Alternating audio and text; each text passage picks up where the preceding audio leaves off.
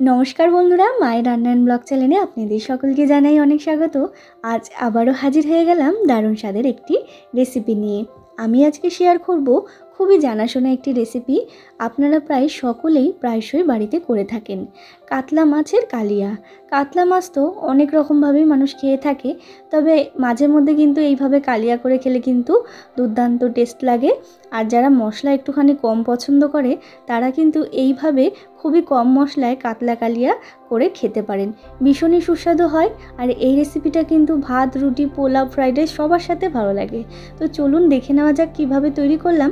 তার আগে যারা এখনও চ্যানেলটাকে সাবস্ক্রাইব করেনি তারা অবশ্যই চ্যানেলটাকে সাবস্ক্রাইব করে পাশে থাকা বেল আইকনটা ক্লিক করে রাখবেন। তো প্রথমেই আমি কাতলা মাছ নিয়েছি, মাছটাকে ভালো করে ধুয়ে পরিষ্কার করে নিয়েছি। এরপরে দিয়ে দিচ্ছি লবণ, হলুদ গুঁড়ো আর দিয়ে দেবো লঙ্কার গুঁড়ো। এখানে অবশ্যই কাশ্মীরি লঙ্কার গুঁড়ো আমি ব্যবহার করেছি, যাতে কালারটা একটু ভালো আসে। যখন ভাজবেন তখন কিন্তু ভীষণ লাল লাল হবে আর কড়া লাগবে, দেখতে ভালো লাগে, তার জন্য কিন্তু এই কাশ্মীরি লঙ্কার গুঁড়োটা দেওয়া। তারপরে কিন্তু আমি মাছটাকে ভালো করে মাখিয়ে প্রায় 5 থেকে 10 মিনিট রেখে দেব। ওদিকে মাছটা ম্যারিনেশন হোক, এদিকে আমি কিছু মশলা তৈরি করে নেব। দিয়ে দিলাম মিক্সিং জারের মধ্যে টমেটো, কাঁচা লঙ্কা এবং কয়েক কোয়া রসুন। সামান্য জল দিয়ে একটা মিহি পেস্ট তৈরি করে নিচ্ছি। এরপরে সরাসরি গ্যাসে একটা কড়াই বসিয়ে দিয়েছি। কড়াইয়ের মধ্যে দিয়ে দিলাম বেশ কিছুটা পরিমাণ সর্ষের তেল। পুরো রেসিপিটা কিন্তু আমি সর্ষের তেলে করছি, চাইলে আপনারা রিফাইন্ড অয়েলেও করতে পারেন। এরপর তেলটা গরম হয়ে গেলে একে একে লবণ, হলুদ এবং কাশ্মীরি লঙ্কার গুঁড়ো মাখানো মাছগুলো ভালো করে ভেজে নিতে হবে। তো দেখুন, এপিট ওপিট কিন্তু আমি খুব ভালো করে ভেজে নিচ্ছি। এক পিঠ আমার ভাজা হয়ে গেছে, আমি আর এক পিঠ উল্টে দিচ্ছি। দেখে বুঝতেই পাচ্ছেন খুবই সাবধানে উল্টে দিচ্ছি। আর এক পিঠও ভালো করে লাল লাল করে কিন্তু ভেজে নেব। আমি এই রেসিপিটার নাম খুবই জানাশোনা রেসিপি এই কারণেই দিয়েছি, কারণ এই রেসিপিটা কিন্তু প্রায় সকলেই করতে জানেন আর প্রায়শই কিন্তু সকলের বাড়িতেই হয়ে থাকে। তবে যারা একটুখানি কম মশলা পছন্দ করেন তারা কিন্তু এইভাবে রেসিপিটা করতে পারেন। আমি আজকে খুবই কম মশলায় এই কাতলা কালিয়া রেসিপিটা করেছি।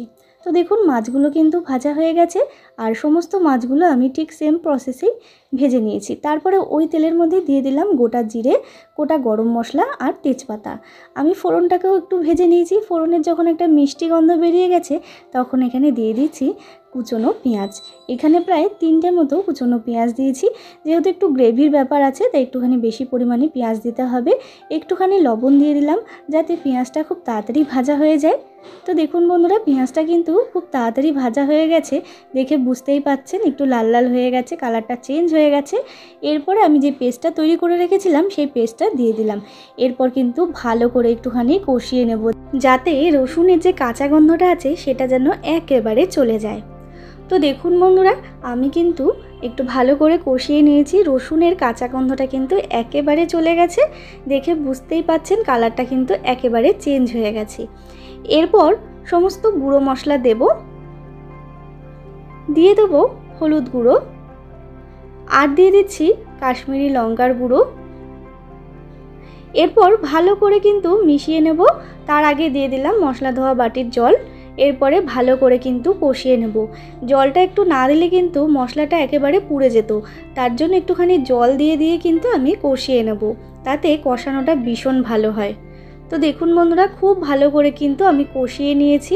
কালারটা কিন্তু একেবারে চেঞ্জ হয়ে গেছে, কত সুন্দর দেখতে লাগছে। এরপরে আমি দিয়ে দেবো পরিমাণ মতো জল। আপনারা যতটুকু ঝোল কিংবা গ্রেভি যেটাই বলুন সেটা খাবেন সেই পরিমাণ কিন্তু জলটা দিয়ে দেবেন। এরপরে ঝোলটাকে আমি ফুটিয়ে নেব। তার আগে দিয়ে দেব কয়েকটা কাঁচা লঙ্কা গোটা, আর দিয়ে দেবো একটুখানি চিনি। কাতলা কালিয়া কিন্তু একটুখানি চিনির ব্যবহারটা করবেন, তাহলে কিন্তু এটা ভালো হয় বেশ।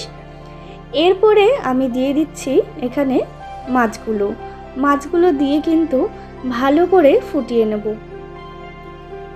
তো দেখুন বন্ধুরা, ঝোলটা ফুটে যাওয়ার পরে আমি সমস্ত ভেজে রাখা মাছগুলো কিন্তু দিয়ে দিচ্ছি। মাছগুলো দিয়ে কিন্তু ভালো করে ঝোলটা ফুটিয়ে নিতে হবে। আমি প্রায় 10 মিনিট মতো ফুটিয়ে নিচ্ছি।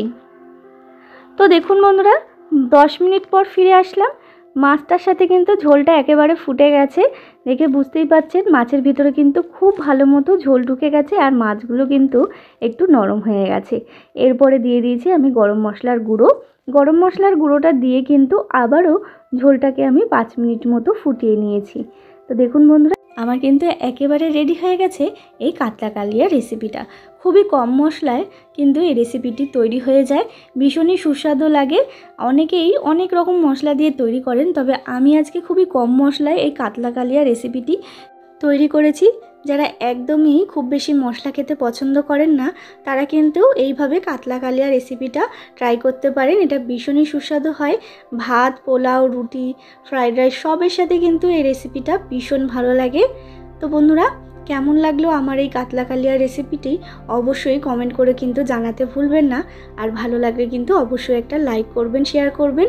আর যারা এখনও চ্যানেলটাকে সাবস্ক্রাইব করেননি, তারা অবশ্যই চ্যানেলটাকে সাবস্ক্রাইব করে আমার পাশে থাকবেন নিত্য নতুন ভিডিও দেখার জন্য। আবারও হাজির হয়ে যাব নতুন কোনো রেসিপির সাথে। ততক্ষণের জন্য ভালো থাকবেন। ধন্যবাদ।